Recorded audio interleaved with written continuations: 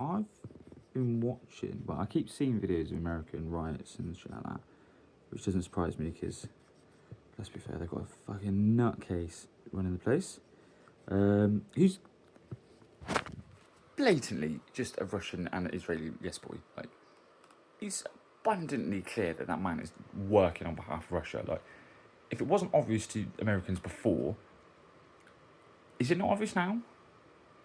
Like, it must be obvious to them that all this, oh, get them to sign deals.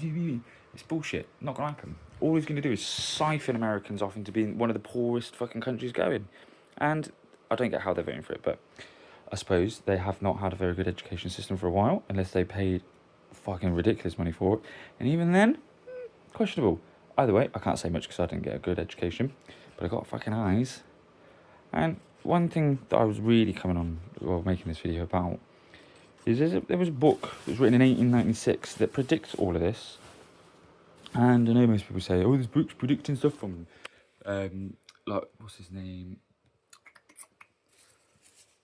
That big one, the big fancy prediction man. What are they called? Prophets? What's his name? Can't remember his name. Big one, either way. Doesn't really matter. But this dude who wrote the Adventures of Little Baron Trump, it was written in 1896. He's not a prophet. He's not like a psychic, nothing like that. He just wrote an adventure story about a little kid who is a billionaire philanthropist who goes on this adventure saving cities, like underground cities and shit. And in the follow-up book, America is in uproar and riots because for some reason there was an unelected person who just started dismantling loads of American sectors of government. Little Baron has to go and save that. Guess what Baron's mentor was called? Don. Guess where Baron Trump lived in the book? Remember? We're in 1896. It's on 5th Avenue in New York. Trump Castle. What's our Baron Trump's address? Trump Tower. 5th Avenue in New York. Supposedly, our Baron Trump is an expert in several different languages and he was taught around the world. During Trump's first election, I remember seeing him a little bit at the beginning, but then throughout the majority of his tenure in the House, you never really saw Baron. I suppose he was mad young. He was probably being taught abroad. And funny enough, someone done some investigating and turns out our Baron Trump went on an adventure. He was going around the world being taught at major world like schools, private schools and shit like that.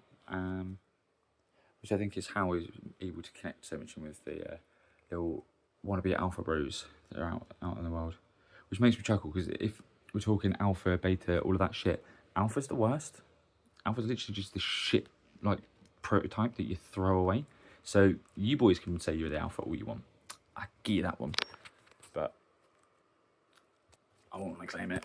I'm going to start reading this book, The Little Adventures of Baron, because there are so many coincidences in the first book that tie into Trump's first seat. But I want to know what happens in the next one, just to see what's going on, because they were apparently set states for internal civil war, and Trump is trying to get bills passed that make red states invade blue states. Kind of sounds like he's gearing up for it to be a red prison. Feels like he's gearing up to basically let Russia have it. In my head, and from what I can see going on, if Russia win, which I probably won't, but if this whole thing ends up stopping because of Russia and America, America will have America, South America, Russia will have Europe, and China will have Asia. They'll just section it off. After that, one of them will go mad, one of them will get paranoid at the other two, murder the other ones. Okay, no more people. Or we stop. We just say no. Or we need this bit of land back. No, we don't. It's fine as it is. Why do we need to do this? What benefit to the people directly are you causing that is the reason for doing any of this? We know why America does it, because Trump is a yes boy, and unfortunately, after the Second World War, America decided to give Israel stupid amounts of money and power. I suppose they didn't realise it was going to come back and bite them on the ass, even though Israel has been saying it's going to be doing exactly what it is doing since the 70s and 80s.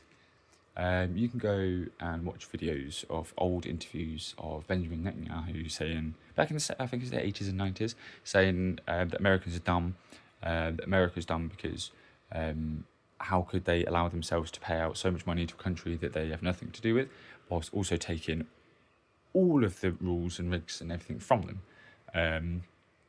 He was saying that eventually that they will eradicate all of Gazans, so murder them all, kill them on the streets, all of this shit. Says it on live TV. I don't get it. I don't get why people are still listening to this. I don't get why people are still ignoring the things that these politicians say and do. Why are they in a sphere that nobody can touch? And I'm not saying we should go out and drag them into the streets, but they would do it to you. They would drag you through the mud, literally and metaphorically. Physically, metaphorically, literally, anything. They'll do it. They have done. I can't remember which country in Western Africa, who, because this leader decided he didn't want the French to give them rules and control their country and mine their resources anymore and literally siphon the country off. He's refused all services, refused to pay them, he's refused all of it. So what did America do? America's put a smear campaign out about him, saying he's a dictator and he's trying to steal all of the natural resources and keep it for himself and his own regime. When he wasn't democratically elected because it was a coup, but not one of those coups. It wasn't a angry militia coup, but it was. But that's because he was actually trying to help the country, because the last governments were siphoning the country and making everyone poor. This dude has made education free. He's made healthcare free. He's not raised his own salary. He's not raised the politician's salary. He's not done any of that. He's still kept his military wage. He still takes his general wage. He hasn't.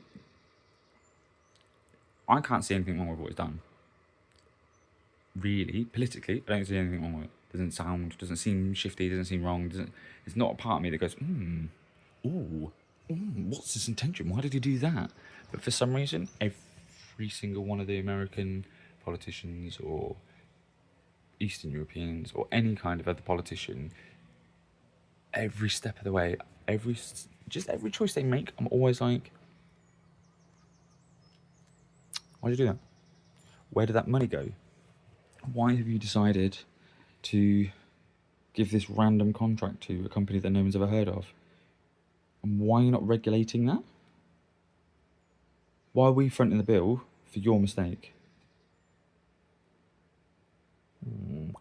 But when there's a country that break away from that and generally start giving back to the public and start doing better for the public, there's always a smear campaign.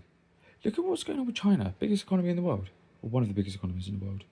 They built their infrastructure so fast, so quick, mercilessly built cities out of nothing. Huge cities, massive fucking places. We say it's just bad, horrible things, but they've got next to no homelessness. They've got higher working standards, higher living conditions. The one thing you can't do is go around telling everyone how horrible they are and shit like that. You can't really talk about the government and the regime, which is understandable. But then at the same time, if I had a dictator that genuinely put money back into the foundations of the country, brought up living conditions, brought up health conditions, done all of that, let me basically do what I want when I want, but then said, just don't be a dickhead to me, I'm like, alright, cool. I wouldn't then go around saying, oh, they're horrible, they're oppressive, they put you in camps and whatnot. It's weird. we need to sort it out